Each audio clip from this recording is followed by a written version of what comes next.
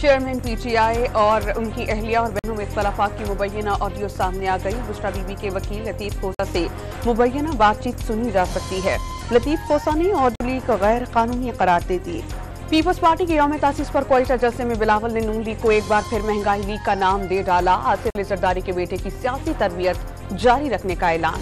सदर मुमलिकत ने 4 ऑर्डिनेंस जारी कर दिए। National highway authority, national shipping corporation, Pakistan postal services और ब्रॉडकास्टिंग कॉरपोरेशन तरमीमी ऑर्डिनेंस शामिल। जाली दस्तावेजात पर दरामदी गाड़ियों की रजिस्ट्रेशन का इंकशाफ। कराची कस्टम्स, नेशनल बैंक और एक्साइज ऑफिस की जाली मोहरें इस्तेमाल की गई।